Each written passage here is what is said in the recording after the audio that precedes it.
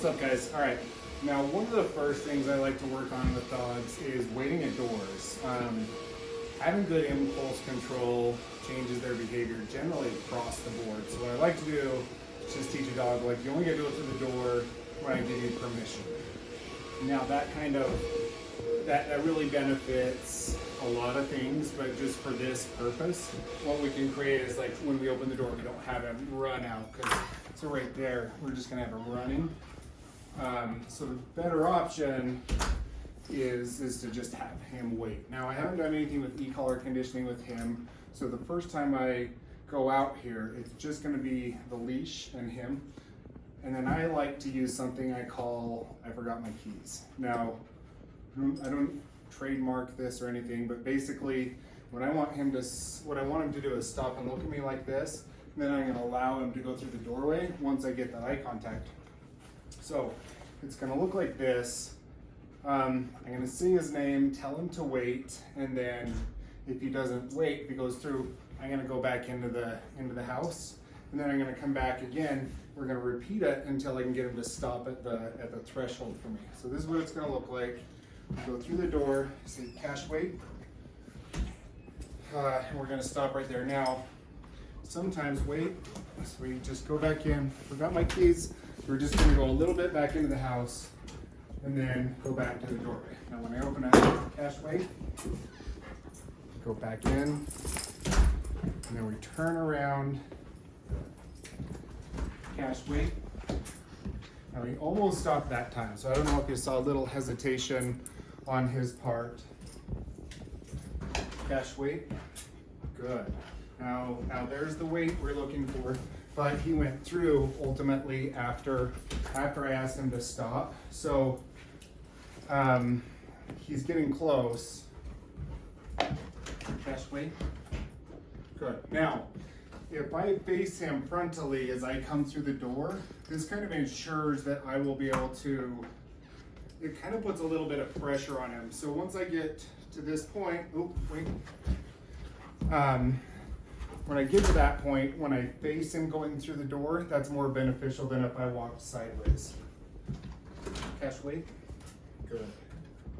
Good boy. So that's a little far right there. Get eye contact. And he looked at me once, but I didn't quite catch it. I was talking. Get it? Okay. Then I can allow him through. One thing that's really important that we can have our dogs do is to walk well on a leash. Now, with this dog, he's very, very strong, so he can kind of pull you wherever he wants to go. This is a good opportunity to introduce e-collar and to teach him that pulling's not okay all at the same time. So you can see where he wants to go, he can kind of just lower his shoulder and pull. And if you're not a full-grown man, he probably doesn't have a lot of problem just, pulling you wherever he wants to go. What I'm going to do is find out what his working levels are on the e-collar. Now, as far as I know, he doesn't have any prior experience with the e-collar. So what I'm gonna do, I'm gonna start it at 2. I'm gonna tap the button on the e-collar. I'm just looking for a little bit of awareness that he feels that something's going on. Good boy, Cash. Now I know he hears that. I don't know if he feels it. So it's still on 2.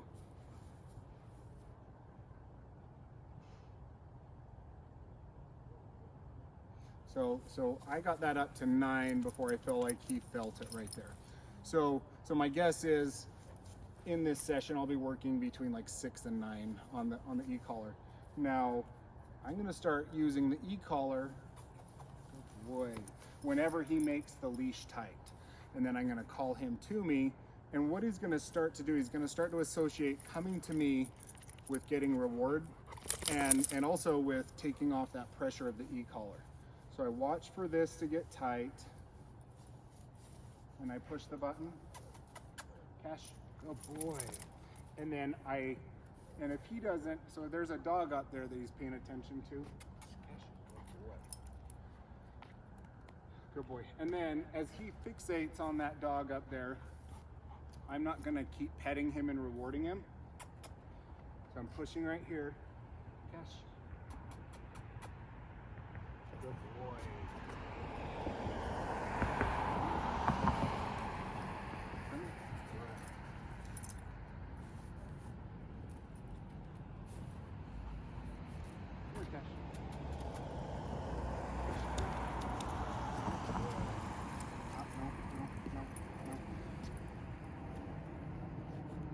So if he jumps into me, I'm just walking into him a little bit right there.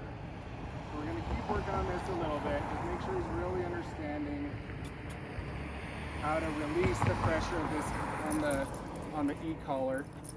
And sometimes there are dogs that would get it a little bit faster using a prong collar, and I have no problems with using a prong collar, but generally we can avoid it if they're paying enough attention to you. So just gonna kind of make sure that he gets it. And as I'm watching now, he's really pretty honed in, so I'm pushing it right there. Good boy, Cash. Good. Good boy. Good job.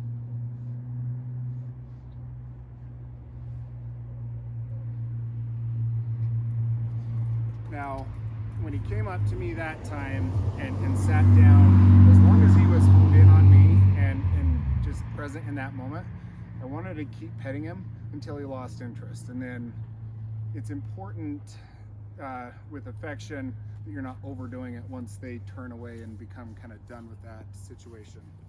Good job, buddy. Good. So now I'm gonna mold his come command with the e-collar just a little bit more. So I'm gonna say, Cash, come. So I say it, give the opportunity. Here's the remote. Cash, come. Good boy. And then I want him to sit. Good. Right here. Good boy. Now every time I call him, I'm gonna ask him to sit in front of me just like this. Good boy. I lost him, and so I'm done with it right there. Now, I'm gonna repeat this again to make sure he's doing it well. Cash, come. Good. Come. Good. Sit. Good boy. I can tell his owners have done a good job in rewarding this in the past, just with how easily he learned it. Now, I'm gonna start into a heel position with him. So for a heel position with a dog, I want it to be about right here. I want their front toes behind my feet. So as I'm walking, I want to always be able to make a left-hand turn and not have them be too far ahead for that. So we're just going to create a dialogue, and I'm going to use the word heel. So I'm going to say his name, Cash, heel. So I say it, good boy. And so what we're seeing right here is that's a product of his owner actually has spent time with this dog. I can tell by the way he went right into that position. I'm gonna say heel, lead him in. Good boy, good boy. And I can also tell this dog likes to learn a lot too. Heel. Heel. Good. Heel. I'm saying heel right there, and I'm gonna introduce e-collar in a second here. So I'm still on that level 9 right here. I'm gonna step away, Cash, heel. So I say it, give the opportunity. Now I'm gonna push the button, and I'm gonna give little tugs. Good, good boy. Good boy. That's a good heel. Cash, heel. Good, good boy. Good boy.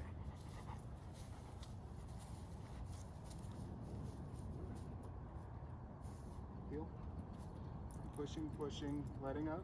Good. Now for you guys watching this, if I have this held up in the air, that's going to signify to you that I'm pushing the button. Heel. Good boy.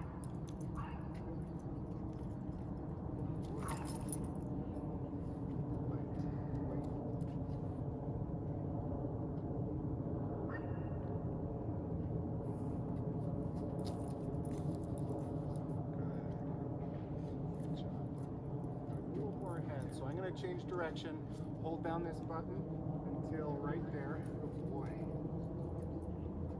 Same thing right here. Turn. Good. Good boy. And then from here, I'm going to see how he does with just dropping the leash. So now as I change direction, I step on the leash and I hold the button until he's back in position.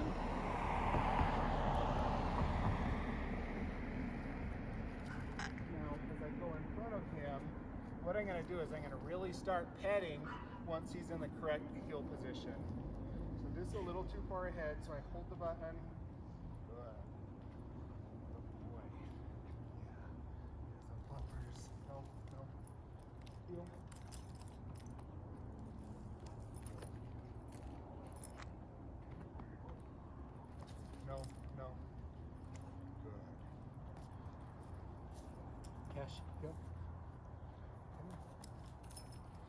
Okay, so he stopped there. Now, I don't want him to turn off the e-collar by itching. So just to speak to what's happening, I want to really keep his spirits up about the exercise we're doing. As he stops to itch though, well, as he jumps on me, once he comes back into position, I'm tapping the red button. So it goes from 9 to 14 as I tap that button. And then it's throwing him off a little bit. So I want to make sure to pair that with like the word no if he's jumping on me. But I'm going to just keep working him on this hill. And I think in this session, I'm just looking for about 20 to 30 seconds of good healing to get a happy place to end the session. Cash, heel. Good. Good job, buddy. Good boy. Good boy. Yeah, so good right there.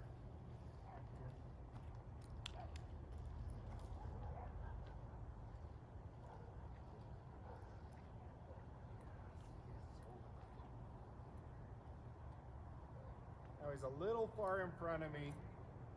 Good. So I just kind of turn into him right there. So right here, I'm turning into him. And let up right there. So turn away.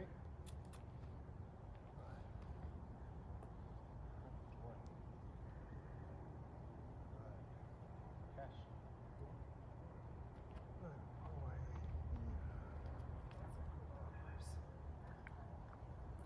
Cash. Sit. Okay. Good boy. Thank you, stud. What's up, guys? All right, so I'm here with Cash. Now, he doesn't want to load into a kennel. So, and I don't really blame him. Maybe the kennel smells like other dogs. Maybe he just doesn't understand it a lot. Now, but it's a valuable skill to have a dog that knows how to kennel. Not because I like to see dogs in cages, but it's all about, when we're wanting to create or change behavior, it's all about having coachable percentages of interactions with this world. So if we want to change a behavior, we typically need to catch it 8 or 9 out of 10 times in order for the dog to be like, wow, I'm consistently being watched. You know, that's true of potty training, of destruction, of counter surfing, digging in garbages, all that. Now, when I get a dog here, we just did a session with Cash with e-collar outside, and that's his first experience with it. If I want him to go into this crate, what I'm going to do is just kind of lead him in, Cash, kennel, and then I'm going to try to pull and just see if he'll go in on his own. And what I'm seeing is that he's like, no, I don't want to go in there. So I'm going to go into the e-collar because I feel like he understands it, but I'm going to turn on the e-collar after I get a refusal from him, and I think I'm just going to be using the vibration. So I'll turn on the e-collar as soon as he refuses, and then I let off once he's all the way in. Now, so as I bring him in, Cash, come here, kennel. So I say it, I give him the opportunity, now I'm vibrating, come on, Cash. And I'm just going to lightly guide him. So I don't want to get into a tug of war or anything. I just want him to know that this pressure doesn't go off until he goes in the kennel. Come on. Come on. Good. Now, I let off for a second there because he started going in, but I'm going back to pushing it. Come on, buddy.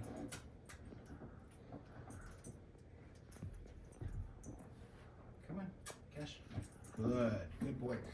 Okay, so again, I let off as he kind of went in. Cash, kennel. Come on. Cash, kennel. Okay, and now it gets, this is where most dogs would have went in right there, but he's kind of going to the next level. So there's really cool options that I kind of learned just by working with some dogs that really hated going in kennels. Okay, so what I'm seeing is that Cash is having a lot of opposition to going into the crate. So, so the technique I'm going to do is I'm going to thread this leash through the kennel and then come from the back and pull it. And it takes the human out of the equation quite a bit. So as you can see, I just go straight through into this hole. I'm gonna say cash, kennel. So I say it, give him the chance, now I vibrate the collar. Kennel. Then I'm just gonna kind of guide him in. And I think the important thing here is to outlast them. So come here. Come on. Good. Good boy. Now, so we just do this nice and calm. He goes in there. Good job, buddy. And then we can let him out when we want. Okay. Good boy. Good job. So I'm going to do it one more time just to make sure he's doing it well. Cash. And you can see body language wise, like in his face, he still looks pretty happy, but looking at his body language in whole, there's a good amount of stress here regarding the crate. So I want to repeat it a couple times, and then I think he'll be solid on it. Cash, kennel. Good boy. So I didn't do any pressure there. Good boy. Okay. Good job, buddy. Good boy.